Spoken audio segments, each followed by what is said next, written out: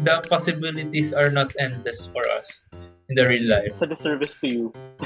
Sabihin na destiny siya when you work for it. I'm like, so what? Kung soulmate mo siya.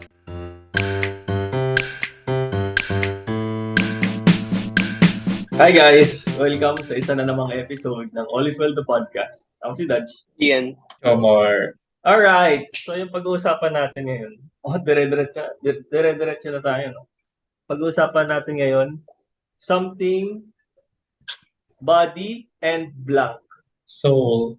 Soul! Oh my God, yes. Tapos, check. Check. Okay. Mate. Oh my God, checkmate! Oh! Yay, soulmate. So yun yung topic natin ngayon. Okay, so kung bakit soulmate ang topic natin ngayon ay dahil sa isang listener natin. So special shout out sa kanya, si No Name. So wala nang pangalan na nilagay. Yay! So ito na yun. So, ito na yun. Paano ba natin i-define ang soulmate? Okay. So according sa Wikipedia, ang soulmate ay a soulmate is a person with whom one has a feeling of deep or natural affinity. This may involve similarity, love, romance, platonic relationships, comfort, intimacy, sexuality, sexual activity, spirituality, compatibility, and trust. Ayan. Grabe. Soul. Kung gusto pa natin palalimin, nakalagay definition. Wag na. Okay na yan. Okay. So isang napaka-cliche na tanong ay, do soulmates exist? Short answer lang ba muna? Short answer muna. Sige. Sige. Short answer muna. Short answer ko, yes. No. Ikaw, no? Ako, ayan, yun na yung short answer ko. Ikaw, it depends.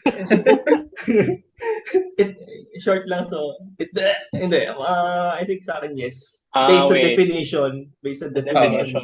Same. Sa definition, fine. Okay, so, dahil dalawa kami ni Jomar, si Ian muna yung si Ian muna. Hindi, okay. So, based sa definition, sure, yes na rin siya, guys. Exist. Pero, kasi pag sinasabi ng soulmate, parang lagi siyang nakakabit sa idea of like the universe and fate and may isang person for everyone out there. It's just a matter of kung saan mo siya makikita or when mo siya makikita or kung makikita mo siya ever. So parang kung ganun yung thinking mo, for me, no. Kasi I don't really subscribe to yung idea of fate. Parang, okay, pwede luck siguro na say you found this person, nag-vibe kayo. Pero like, may isang being finding or writing your story. Finding Nemo yarn. I don't think so. No. Ayun. So, tingin ko it takes a lot of one luck, and then two, it takes also courage to maybe jump into yung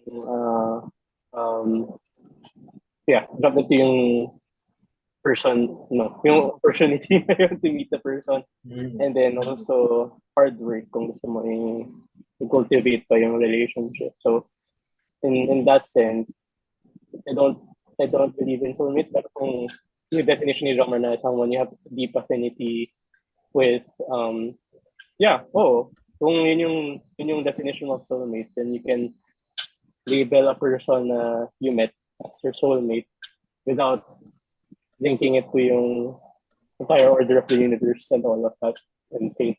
Okay, so mukhang yes din yung sagot ni Ian talaga. Basing sa definition. Depende sa definition. Ito na lang. I think ito mas maganda. Do you believe soulmates are built or found? Built ako dyan. Built. It's built. Okay. Though some are built easier than others. Siguro sa soulmates, ang hindi ako naniniwala is there's only one soulmate for you. Yun yung, even when it comes to romantic relationships, kasi pag soulmate na naman, usually na-attach yung term na yun eh. Personally, monogamous naman ako. Pero, I don't subscribe na she's the one or yung sa the one na yun. Though I believe na maraming the ones, di ba? Medyo paradoxical. Pero, kaya siguro ang sagot ko The is, many. so soulmates are built and not found. Kasi I don't believe na, let's say, when it comes to romantic relationship, friendship, hindi naman agad yan, parang, kunyari, nung nakita ko naman sila the first time, parang, shit, friends for life na kami nito. Parang, no, parang, who the hell is this?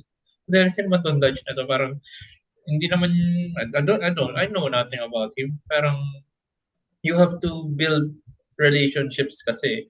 And sabi ko, some are built easier than others kasi we have our own personalities and our personalities may mesh with others more easily kasi ka-vibe natin or pareho tayo ng values. Pero if you won't work on it, you don't have your shared experiences, wala rin mangyayari doon. Parang acquaintance lang kayo or very surface level nung friendship nyo if wala kayong pinagsamahan. Sure, may parang mas madali like, uy, gusto mo rin ng ganito, ganyan, ganyan. If is that how we define soulmates or friendship? Na parang, oh, we like the same interest, ganyan. Hindi naman, di ba? So, for me, para ma-define mo yung, let's say, soulmate, parang you have to have a deeper bond na you two build on it. And you can have multiple soulmates in different aspects of your life din, siguro. Like friendships and romantic partner. So, siguro sa romantic partner, siguro ang ko lang doon, parang kaya parang the ones, parang siguro in this universe, kahit siya yung true luck, sabi nga ni Ian, or circumstances, siya yung nadala sa'yo eh. Parang, is there or not? Unless you actively seek, di ba? I think that's another conversation. Pero, even then, if you actively seek, siya yung nasik mo eh. Then, if you two work on it and it worked out, tas naging okay yung relationship nyo, then okay, maybe that's your soulmate. Pero, that's not to say na if other person yung ginawan mo ng ganon or through other different circumstances na hindi kayo dalawa mag-work, you may have worked also with another person pero siguro we won't find out kasi sa ibang mundo nangyari yun, sa ibang parallel universe. So, ayun. Soulmates to exist but it should be built. Hindi lang parang no effort. Ako parang hindi siya either or. Parang And siya guys, and oh my god, this is such a plot twist. You have to find the person first and then build on.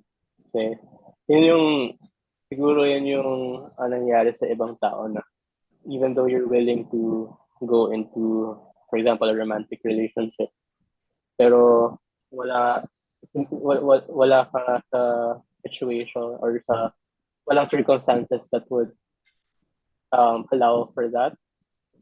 For example, hindi ka lumalabas or you don't put yourself out there. Wala rin eh. Hindi mo rin siya wala kang thing na mabibuild on. So dapat I think at the first instance is dapat open yung channels mo for it to be found and to find. Tapos saka ka mag-put in ng effort to build on it. Kasi you wouldn't really know yung, for example, what you want in a relationship or if this person this person shares your value if you don't really talk to many different people. Ayun. So parang kailangan open ka to options. Ano tawag doon? Collect and select. that's a term in the dating app world. Na parang kailangan you keep your options open, pero if you commit to something, you have to stick to that something. it's something that you find first and then you build on. Yung sa akin, found siya. Short answer, found. So, to expand on that siguro, I think masyadong napapalaki yung, ano, parang pag pinapakinggan ko yung explanations, more on romantic siya or relationship building when hindi, I don't think it should be that much of a big deal. Kung siguro soulmate mo, you found someone with very similar interests, you enjoy their company, you vibe with them. Okay, fine, soulmates. But the thing is, may at a point in time lang siya na kunwari friends, di ba?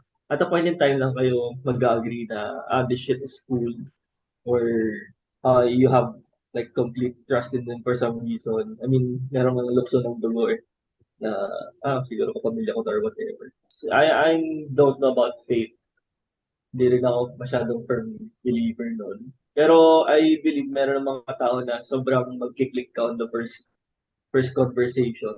And I don't think being soulmates is a good argument to build a relationship. I mean, kung mahanap mo man siya or sila, so what, di ba? You don't need to build a relationship with them kung ayaw mo. What if yung soulmate mo bata, tapos ikaw patanda? Are you going to have a romantic relationship?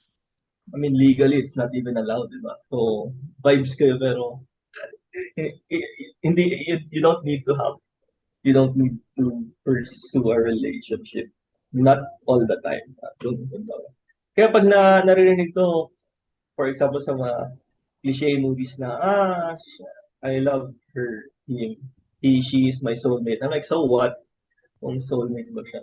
I don't know, it's not the best argument. Hindi siya the most convincing. Kasi, yeah, still at a point in time lang siya. Kung mag-grow kayo differently, does it mean hindi na kayo soulmates? Probably. Pero does it mean that your relationship is trash? Maybe not. Kasi you built on it. Something like that. Yung tanong ni Dutch na if parang hindi na ba kayo soulmates if parang nag-grow apart kayo? Technically, yes. Kasi yung kasunod na definition dun sa wiki is, in current usage, soulmate usually refers to a romantic or platonic partner with the implication of an exclusive lifelong bond. So dun sa parameters ng lifelong bond, I guess if nag-grow apart kayo, then hindi kayo soulmates. So interesting yung exclusive. Doon ako, tapos babasahin ko na rin yung kasunod para pwede natin. Ano siya yung platonic tas exclusive? Exactly. Tapos ito, it commonly holds the connotation of being the strongest bond with another person that one can achieve. People who believe in soulmates commonly accept that one will feel complete once they have found their soulmate, as it is partially in the perceived definition that two souls are meant to unite. The term soulmate that first appeared in the English language in a letter by Samuel Taylor Coleridge in 1822. So, feeling ko hindi naman tayo dapat sa... Dapat pala binasa natin yung kasunod. Kasi Pero, I mean, nag-exist din naman yung, like, I mean, based sa definition, parang, ano na rin siya eh. Ano ba?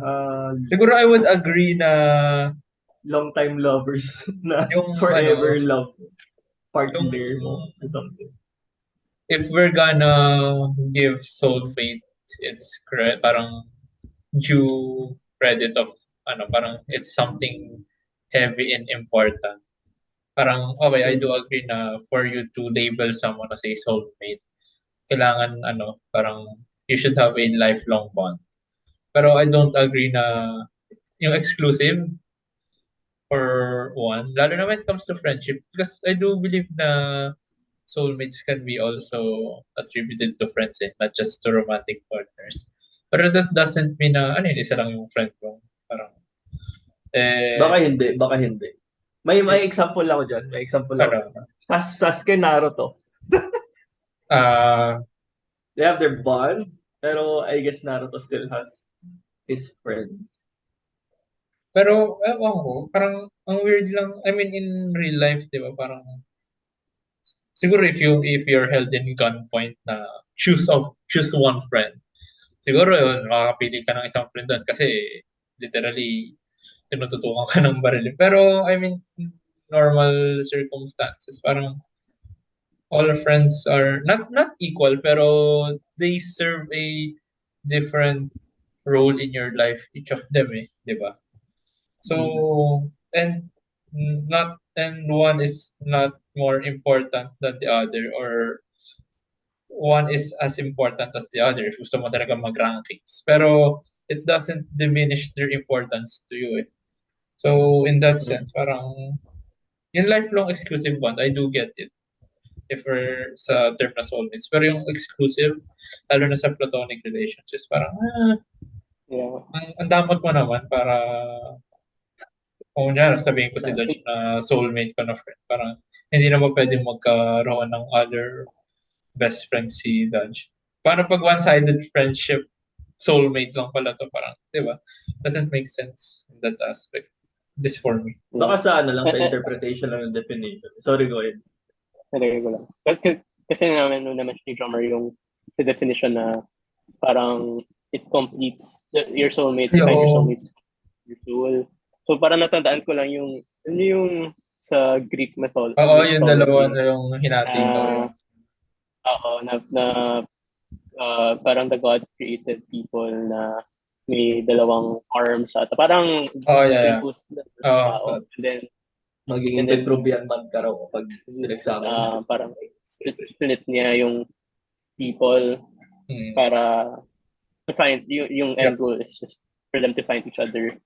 So parang yun yung, I think yun yung origin. I'm not sure kung yun yung exact origin. I've heard the story. Kasi yun yung isang origin story of Soulmates.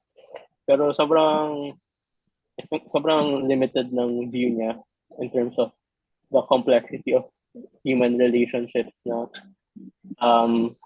parang how could you think na one person could complete you and what you define as like a complete person in that sense, right? So complete ka ba kung masaya ka in all aspects of your life, and yung person na yun could give you that, complete na ba yun, or how do you define completeness? And also completeness in what sense? Like romantic relationships, platonic relationships, what you mentioned.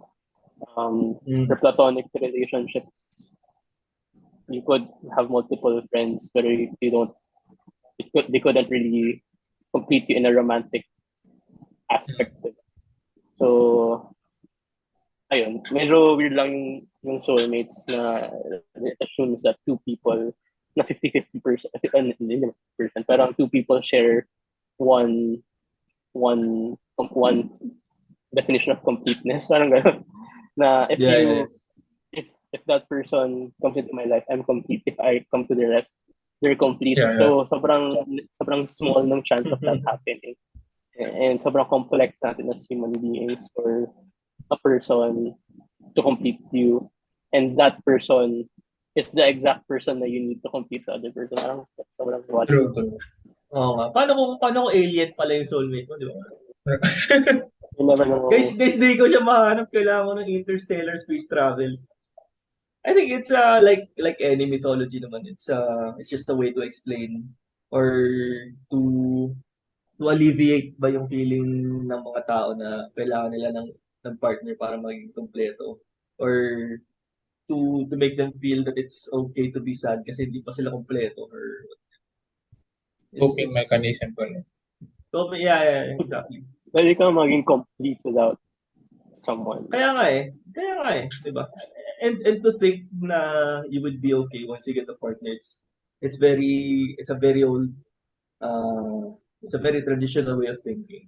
Kapag, I mean, hindi ako familiar sa mythology, pero I'm guessing na when the gods split people into two, probably a man and a woman, tapos you got to find the opposite sex, probably for procreation. So, besides traditional, medyo, I mean, I'm just assuming. Pero gets you siguro yun. It's an old thing. Siguro as an offshoot of the soulmate discussion, do you believe in destiny? Destiny. Destiny to what? Or in general? Destiny in general. Ah, Destiny and also, ano ba? I think it's a personal thing to, like, you need to experience it to believe it siguro. parang hindi ko siya ma-view as, hindi ko siya masagot na yes and no lang for some reason. Parang personally, though I'm leaning to no na, pero that would be putting so much power or credit to our personal agency. Kaya siguro medyo semantics na to eh. Not really destiny, pero determinism ba yung philosophy na yun? Na medyo may pagka-Steins Gate na to eh. Na, kasi, Anong definition? So, hindi ko alam.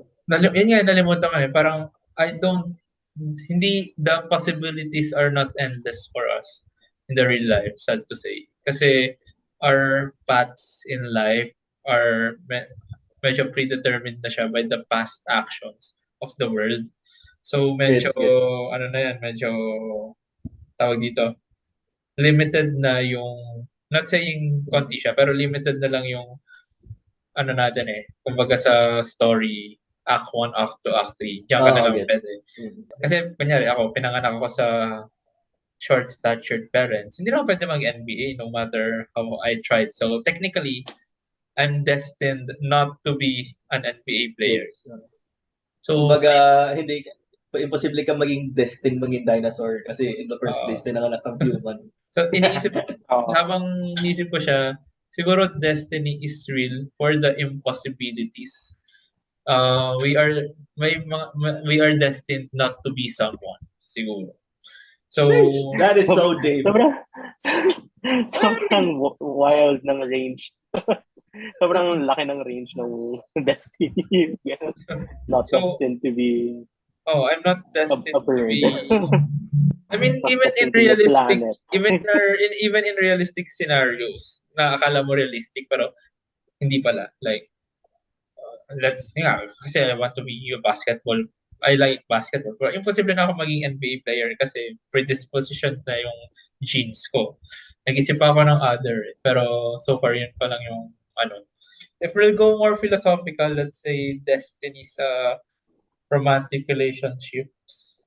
It's hard to say, pero realistically speaking kasi, it would be limited sa mga actions mo. Well, first of all, sa pool of people na you'll meet. So, I think that's what basically boils down to it. Pero hindi ko rin ma-discount yung fluffy notion ng destiny na you met in this time and space. Sometimes it really happens eh. Like, sa parents ko na, pwede mo sabihin na coincidence lang siya or pwede mo rin sabihin na it was driven by a higher power or what. Then sabi nga ni Dash, at that point, it's just what you want to believe in, I guess. Kasi how my parents met. Like, namatay yung pinsan ko. And that's why my dad went back to the Philippines kasi sa abroad siya nagtatrabaho. Tapos he stayed for a while. Sabi, kinamento ko na yung love story ng parents ko sa mga listeners. So, ayun. My dad stayed for a while after nung living. Umabot ng fiesta. Then, mom mas nakipiesta dun sa bahay ng tatay ko here. So, and the rest is history. So, is that fate or is just coincidence? Kasi you may say na, pero naman kasi talaga silang taga Batangas, di ba? So, the pool was limited, di ba? Pero, ayun. So, at that point, parang destiny or coincidence, believe what you want to believe. Yeah. Ako, mag-ano na pala ako. Mag-hard no na ako. Just because, pag nag-guess ako, may chance na maging totoo yung mga horoscope shit na... Oh my God, it's Mercury retrograde. The planets are aligning. Retrograde. I should be doing this. I should be doing that. Pero siguro, seriously speaking, kasi may mga kwento rin ako na related, hindi na related, pero very similar din sa kwento ng parents ni Jomar. Kasi sa fiesta din na meet ng tatay ko yung nanay ko, I think. Or basta bakasyon ganyan. And siguro you can think of it as destiny, okay. Pero kasi when you're in love, you you like to think that it's destiny, lalo kung nagkatuluyan kayo. And I think we're just very fortunate, very blessed tayo na yung parents natin ganun yung tingin nila and they really love each other. And I could just think of a lot more couples na to quote before sunrise. People have married for a lot less. So kumbaga, whatever unwanted pregnancy or arranged marriage.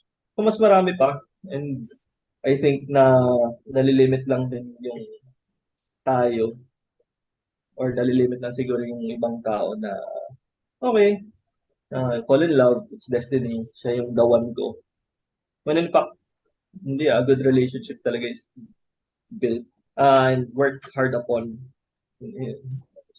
Siguro finding people you can call it destiny or whatever you want. Or yeah, pero personally it's just really a coincidence. It could be any person.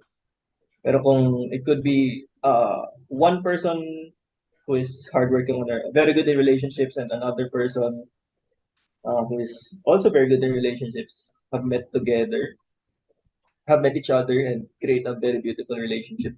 Pero it could have just been any other person who is also really good at relationships na magkita and bumuo ng beautiful relationship. So, I don't know, to me it's just a coincidence. Ako parang same lang na it's destiny is what you make of it. So if you're in a good place, you would like to think na it's destiny na you're there. When in fact, you give too little credit sa work mo, like ginawa mo. Sometimes we say that it's destiny to maybe avoid accountability or parang it's a disservice to you. Sabihin na destiny siya when you work for it. So and also in relationships, when you say na it's destiny na I met this this person, it's hard to believe that kasi it's hard to believe that kasi there are circumstances that parang logically led you to that space na you can attribute it to okay kasi yun nga na taga Batangas ka or into travel, so mas malaki yung chance, yung possibility of you meeting kasi taga Batangas din. Taga Batangas or travel siya or kasi it all boils down to probability and logistics of everything.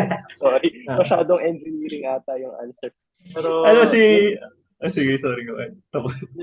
Also, if you say na, okay, it's a destiny na I met my soulmate, who's to say that that's your soulmate?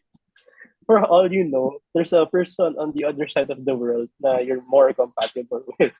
Pero it's just a matter, it's just that you worked on it, you settled down with this person, and parang in your mind, that person is your soulmate. Pero it doesn't discount the fact na in this universe or in multiple universes, if you subscribe to the theory, there might be a better fit for you or a better fit for you. Hindi mo lang in-explore because may limitations tayo. So, ayun, it's what you make of it. It's how you define destiny, and for me, it all just boils down to either concept. I would say na mas strong yung concept of destiny for people who experience the most outrageous things, like kunyari life nakidlatan ganun, disaster. Nakidlatan, tapos yung kidlat na dito lang sa tabi mo, hindi ka natamaan, tapos you're wearing all these metal jewelry. Or So yung, I would say na yung, you are more prone to believe in destiny, yeah, yung even tipong, though it's ano, ano yung, yung Yung tipong confirmation all the bias. odds are against you, ganun.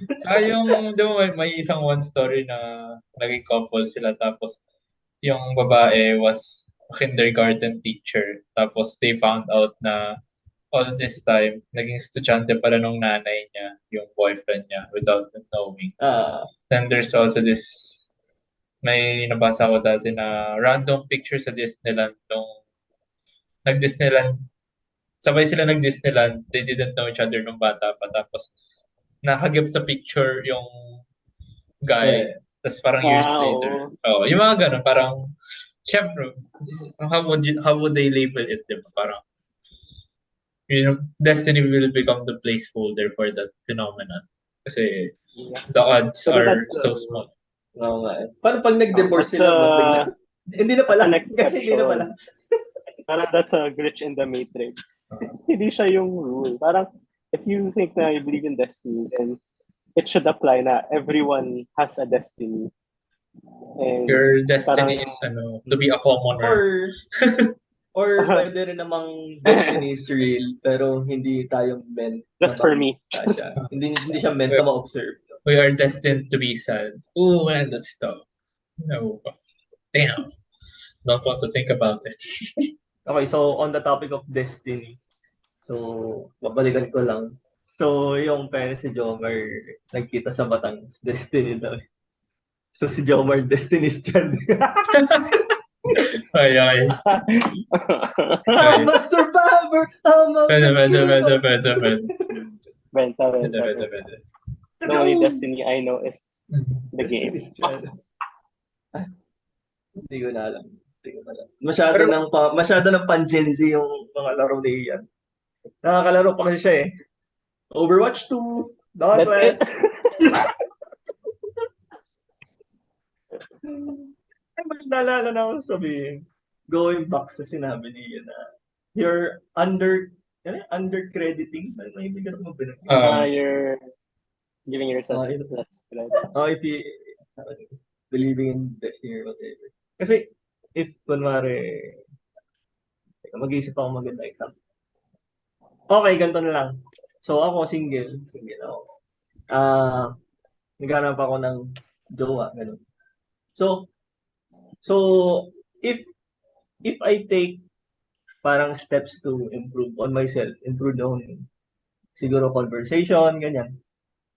Tapos nagka-jowa ako. Parang eventually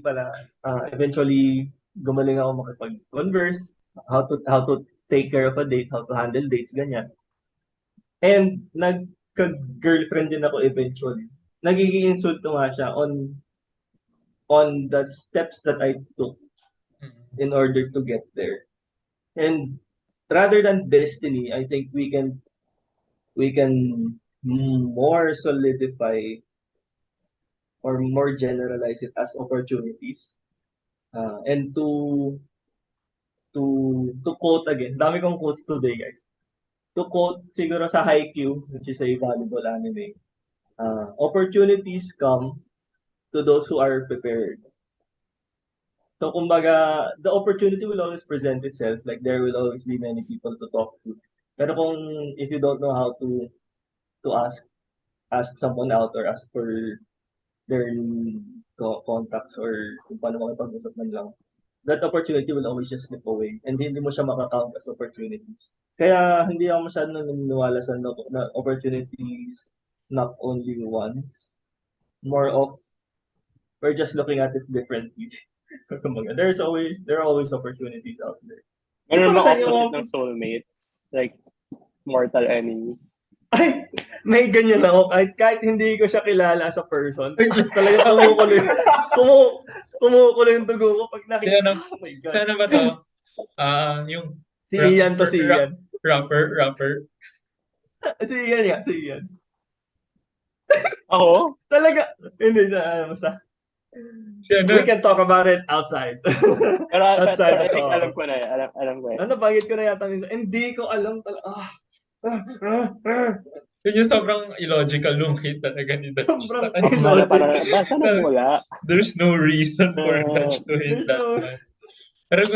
Pero natatawa na lang ako. I'd agree. Pero pati ako natatawa ako sa random illogical hate. Talaga. Porket siya yung Bakit ikaw yung kasama sa picture?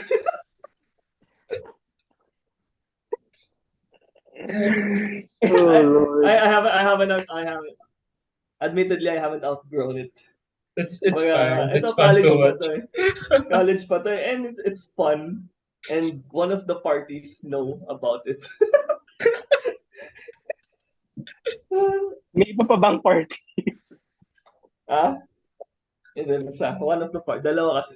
I mean, Pero pair kasi pair. So, yun na yung mabibigay ko. if iisipin mo yung sinabi ni Ian, in a sick way, Hindi ako in-accept. Nag-request ako ng follow. Anyway. in a sick way, you can have soulmate based on the bonding of hate eh. Parang parang something happened tapos Ultimate destruction. yun yung ultimate goal mo in life is to hate Yun yung a mga person. Medyo delics yun. magmarites na hindi na nag-uusap na. Oo. O kaya yung pinagkautangan tapos hindi na pinaligan. Or We have a special bond. We hate each or other. Nilalayo natin if ginawan ka talaga ng masama, di ba? Like really grave crime. Tapos your goal in life is Oh to my make gosh, sure the glory. is to make sure Yun ba yung kwento nun? to make sure that may life revenge Okay. plot. Meron is a akong living hell. thought Beef. experiment. Speaking of, sorry, napanood niyo na ba yun? I just know about the series. Beef? Oh, that's the entire plot. Beef or the glory? May Both. series ng beef. Pero silang revenge. Beef. Ito meron akong thought experiment, di ba? Ang scenario ni Jomar is may gumawa sa'yo ng masama, so ikaw hate na hate mo siya. Pero yung ginawan ka ng masama, doesn't necessarily know of your existence yun. So do Grabe, that's on that note, do soulmates need to have mutual Understand. wait, that's so much infuriating na galit ka tapos hindi niya alam na galit ka. Parang sa Avengers I don't even know who you are. Like he couldn't care. He or she couldn't care less. You took away everything from me. I don't even know who you are. Sheesh. Pero kailangan pang if we're gonna stick to the definition, siguro dapat pero in real life mahirap eh. Pero thinking about it, parang siguro kapag hints sa bond of hatred niya, siguro naman hindi na kailangan mutual yung pagkagalit niya sa isa't isa.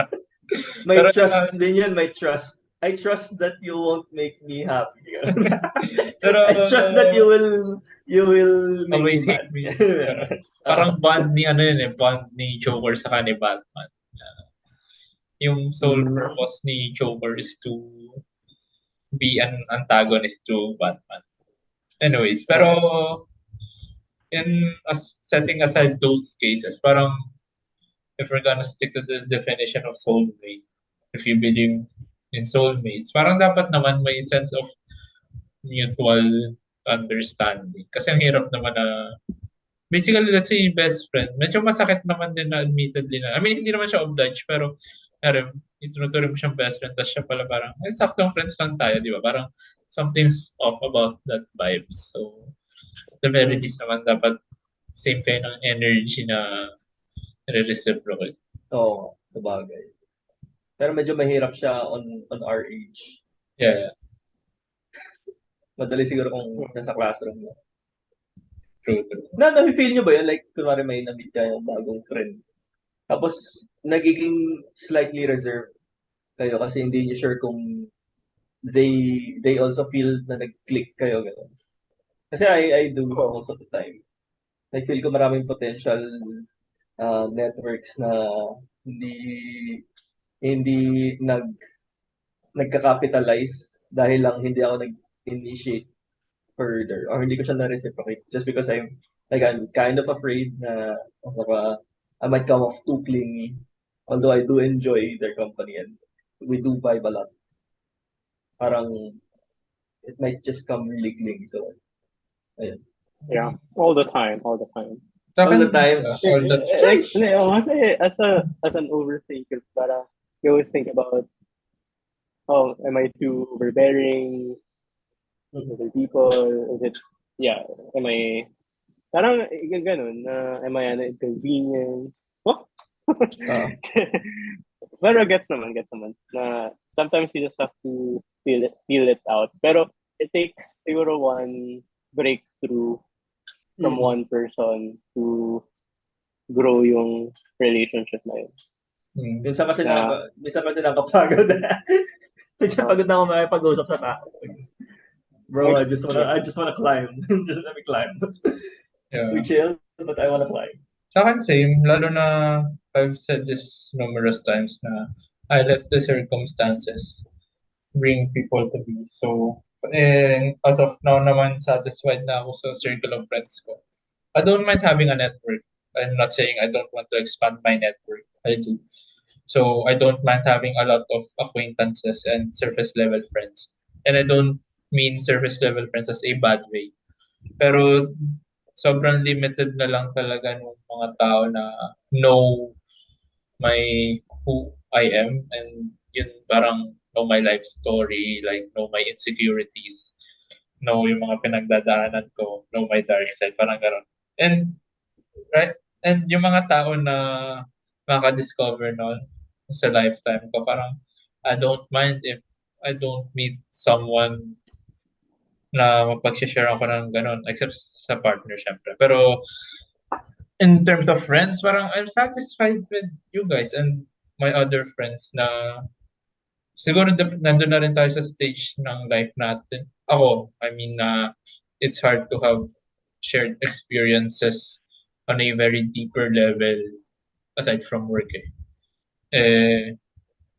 Ayun, siyempre sa work naman, you have to be professional din. So, it's your choice if you want to really cultivate your relationship with your workmates past the friends from work. So, ganun. So, ayun. Kaya, it's not really much a problem for me. Pero gets ko yung point ni Dutch na nakakapagod na. Tapos sa climbing ako sa gym na now this one time may lumapit lang sa akin na, "What's your name, bro?" Jomar. Nakipag-small talk siya. Kapag nasa gym naman, pag nasa gym naman ako, I don't mind people talking to me naman. Pero yung ako yung makikipag-usap, parang pagod na nga ako tapos sayang pa ako ng oras makipag-usap. Parang I'm just here to work out and go home and rest. Parang ganun. Alright. So, mukhang pwede na tayo mag-last word. Okay. So, sa last words ko, actually dapat sabihin ko to immediately kanina after nung may sinabi si Ian na baka mas compatible ka around somewhere parang at the other side of the world.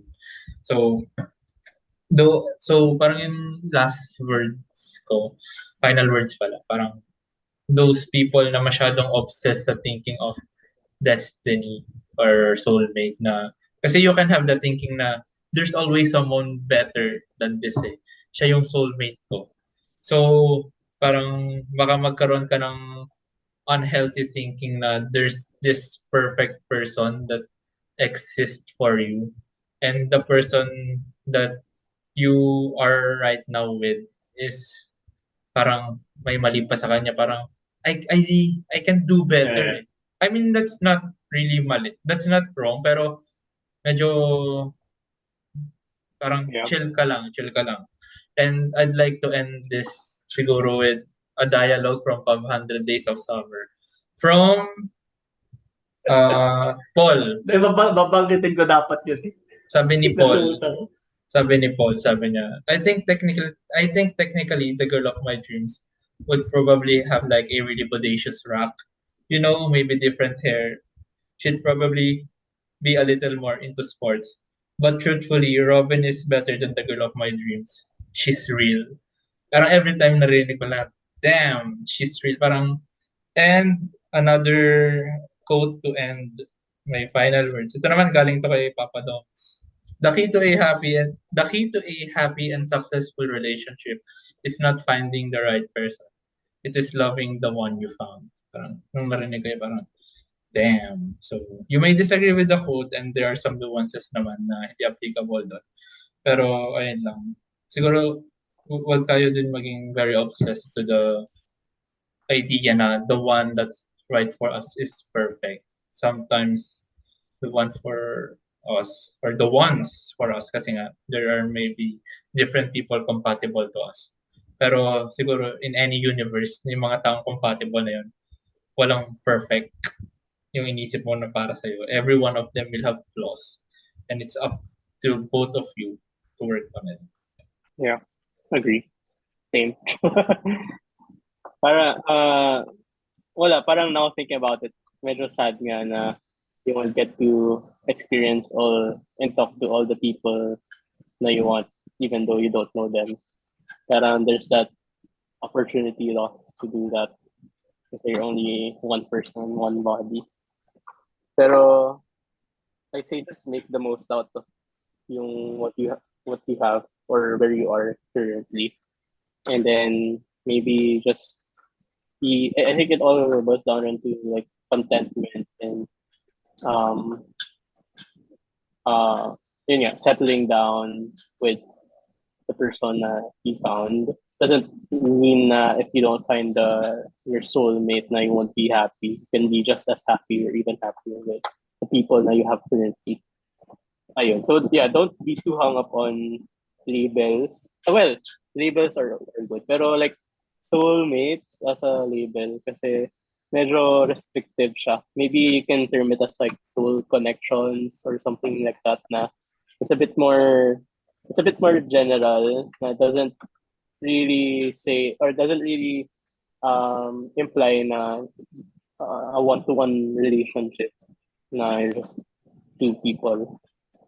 You can have multiple soul connections with multiple people. It's just a matter of how you cultivate it. Sabi ko saan, label yung soul. Si ano nga pala, soulmate ko. Diba? Parang pag sinabi mong soulmate, sobrang bigat niya na label. Okay, Yeah. parang are you wala. May ano yung final, sige, to start my final words. Hindi ko rin sure kung yung nag-suggest ng topic is like need niya ba ng love advice or relationship advice kasi hindi ko ma-tailor yung mabibigay ng last words mo. Pero I think soulmates as an argument, parang going back dun sa kanina, as an argument to relationships is medyo shitty. Kaya nag-destiny talk na lang tayo. Pero yeah, yung sa definition that one person is necessary to complete you, that's I don't know, I call it bullshit. It's your responsibility every day. If you find flaws in yourself, don't blame it kasi you don't have that one person with you, for you. Hindi mo pa nahanap, baka nasa kabilang side nga siya ng mundo. Where, our soul, if you want to talk about soul, its existence and the truth out of the soul siguro. Just like us or our mind, nagbabago rin naman siya eh. So if you want to be happy, I guess, then quit finding that person who will complete you and you work on yourself. It's an everyday struggle. I mean, we're all trying to find that balance naman na okay, so siguro ngayon gusto kong pumayat. Hindi magda-diet ako konti. Maybe the next month, gusto ko mag-gain ng konting muscle. I'm going to work out. We're not statically, we're not programmed statically. It's just, parang, yun na siya eh. Anong gagawin mo kung hindi mo mahanap yung tao? Di ba? Sobrang ano naman nun? Sobrang reliant natin. Very dependent nung happiness or nung kumbaga, the ultimate goal of a person, which could be happiness or success or contentment, you're putting that responsibility on another person, di ba? Parang hindi naman yata tama yun.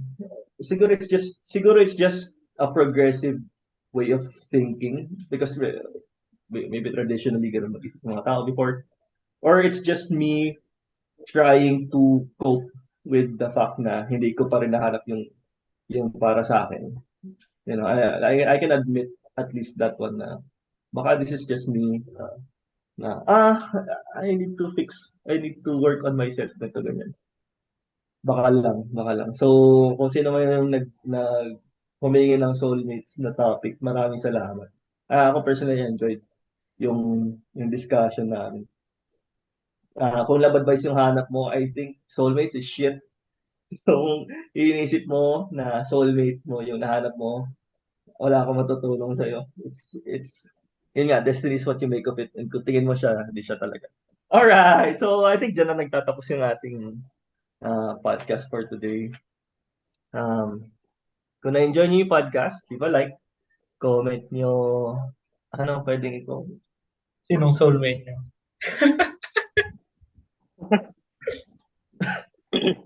Ito lang, ito yung comment nyo. Familiar kayo sa kwento sa Twilight?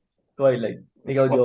Which one? I mean, alam ko lang siya pero hindi ko siya binasa. In general. Okay, I'll give you context. So, yung werewolf doon, si Jacob, werewolves daw sa kwento na yun, meron silang imprint na parang pag nakita nila, yun, soulmates nga, yung parang nakita niya yung future ng tao or sobrang malapit sila doon. Etong yung werewolf dun sa kwento, nag-imprint siya dun sa anak nung bida, as in baby pa lang na imprint. Basically, soulmate. Siya yung soulmate ng werewolf. Ako, sasabihin ka pa. So, ang comment nyo kung tama ba na nag-imprint siya doon. Hindi naman kasi romantic ata kasi parang protective lang siya dun sa bata. Renesmee. Ay, napanood ko yung short na yun sa Facebook. Napanood mo? Madami din kasing nag bumatikos slightly. Tapos may reaction din ni Bella na, bakit ka nag-imprint sa anak ko? You named her after the Loch Ness Monster? Yun. Tapos sabi ni Jacob, parang hindi daw mapigilan. It's an animal instinct. Yung imprint. Siguro parang as a goddaughter, siguro yung treatment. So, hindi naman siguro something else. Right. It's for my sanity. Anyway, sige, yun na yung comment nyo. What's your take? What's your take on it? Share sa friends and family. Subscribe kayo kung tingin yung worth it. Meron kaming feedback form. So, dito nang galing yung topic namin. Lagay kayo. Meron bang entry? Wala. Walang entry, guys. Lagay na kayo, guys. We are on streaming platforms. So, kung nandito kayo sa YouTube and gusto nyo makinig sa kotse nyo or habang nag-work kayo, check us out on streaming platforms. We are on Spotify for podcasters and Apple Podcast. Tapos, kung nandito naman kayo, and Spotify. Kung nandito naman kayo sa streaming platforms, nakikinig, check us out on YouTube. May goatee na si Ian. Ako rin may goatee na rin ako. Tinira ko to actually nung nag-ait ako kanina umaga. Tapos meron ako dito 1.5 liters ng Pepsi. Dapat nga Coke Zero kasi yung New Jeans, yun yung in-endorse niya. Coke ako naman siya. Anyway. Check us out. Not sponsored. Alright, so tapos na natin yung episode. See you next week for another episode of All Is Well, the podcast. Ako si Dodge. Ian. Jomar. Alright, bye. Bye.